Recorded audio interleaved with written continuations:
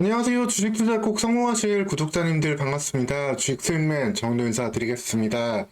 주식들이 왜 오르고 떨어지는지 정확히 알면 대응하고 성공 투자하시기 훨씬 쉬워집니다. 오늘 시간도 종목에 대한 내용들 핵심만 쏙쏙 전달 드릴 테니까 여러분들 영상 편안히 시청하시면 되겠습니다. 오늘 같이 살펴볼 종목 레몽레인이 되겠는데요. 이제 드라마 제작사로 많이 알려진 그러한 종목이 되겠습니다. 2022년 고점을 찍고 주가는 계속해서 좀 내리막스를 타고 있었는데 최근 들어 강한 이슈가 부각되면서 주가는 급반등하는 모습을 보여주고 있습니다. 레몽레인 어떻게 좀 관심 가져봐야 될지 자세히 말씀드릴 텐데 영상 보시면서 도움 되셨다면 구독과 좋아요도 한 번씩 눌러주시면 감사하겠습니다. 레몽레인 시작하도록 하겠습니다. 레몽레인 이제 엊그제부터 이제 주가 급등세를 보였습니다. 3월 12일 날 상한가를 기록을 했고 3월 13일 같은 경우에는 점상한가를 기록하면서 이 기세는 한 두어 번 더 이어질 수 있는 모습도 보여주고 있습니다.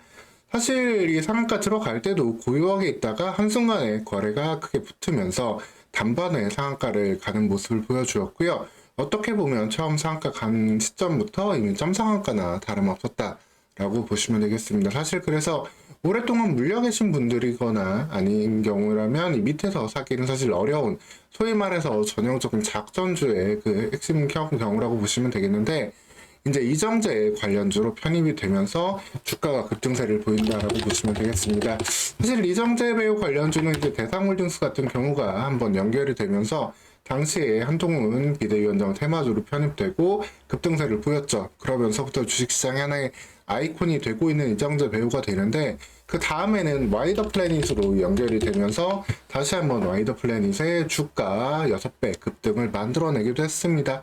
근데 이렇게 통상적으로 주가가 급등한 다음에 2달이나 3달 뒤에 한 번 정도 상승 흐름이 나오는 게 보통인데 이번 같은 경우에는 와이더 플래닛을 다시 올리기보다는 레몽레인으로 좀 다시 한번 작전을 치면서 이쪽을 올리고 있는 모습을 볼 수 있다라고 보시면 되겠습니다. 사실 그래서 이런 경우는 뭐 먹을 게 그렇게 많다라고 보기보다는 점상한가가 한 번 정도 아마 풀리는 날이 나올 거예요. 그 첫날 같은 경우만 한 번 정도 들어가서 좀 먹을 구간 나올 수 있다라고 보시면 되겠습니다.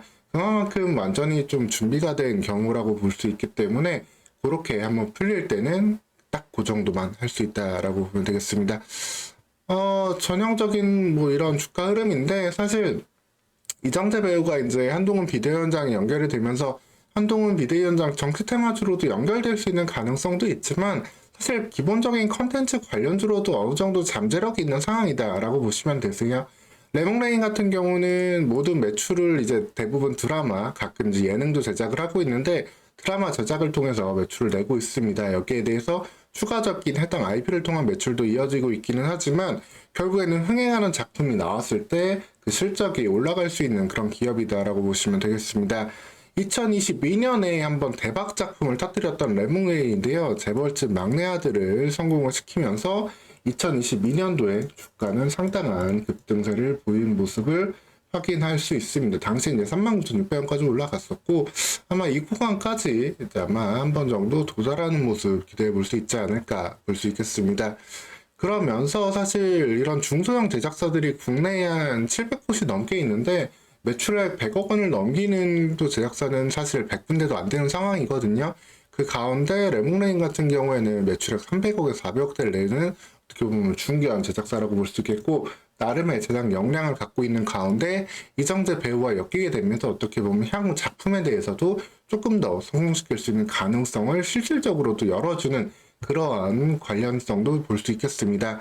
그리고 사실 이런 방송 콘텐츠 시장은 또 정책이라든가 이런 시장 분위기 영향도 많이 받게 되는데 코로나 시기가 어떻게 보면 하나의 특수 시기였죠. 그러면서 이제 오징어 게임을 위시해서 그때 테마들이 많이 만들어지기도 했었고 그리고 넷플릭스 같은 경우에도 해당 시기에 사실 상당한 좀 상승세를 보였는데 넷플릭스도 사실 이후에 좀 코로나 이후에 좀 부침을 많이 겪었습니다. 그러다가 이후에 최근에 많이 상승하는 모습을 볼 수 있죠. 다시금 전 세계에서 이제 가입자 수를 늘려가고 비용 정책을 바꿔가면서 성공을 하고 있는데 이 넷플릭스에 컨텐츠를 넣을 수 있는 레몽레인이 된다라고 한다면은 언제든지 이 주가는 2022년에 찍었던 구간까지 갈 수도 있고, 이번 이정재 배우의 그 사단 편입과 함께 그 잠에서 깨어나는 모습을 기대해 볼 수 있다라고 보시면 되겠습니다.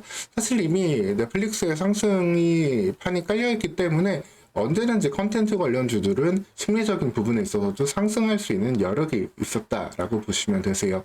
그런 상태에서 이제 자금이 들어오는 거기 때문에 뭐 이런 종목들, 점상한 가는 종목들 미리 뭐 사두는 거는 사실 상당히 어려운 일이지만, 우리가 할 수 있는 거는 안전하게, 보다 안전하게 수익을 모아가는 게 중요한 일이 되겠습니다. 그러면은 이런 종목들 같은 경우에도 그냥 손 놓고 바라보기보다는 점상한가가 처음으로 풀리는 날, 그날 하루 정도는 대응하면서 거기에서도 어느 정도의 수익을 너무 위험하지 않게 가져갈 수 있다라고 미리 대응할 생각 해두시면 되겠습니다. 그렇기 때문에 점상한가는 종목들 뭐 그냥 부럽다, 아쉽다 이렇게 볼 게 아니라 이걸 어떻게 대응해서 또 내 계좌에 수익을 담을지도 이렇게 생각해 놓는 게 필요하다라고 보시면 되겠습니다.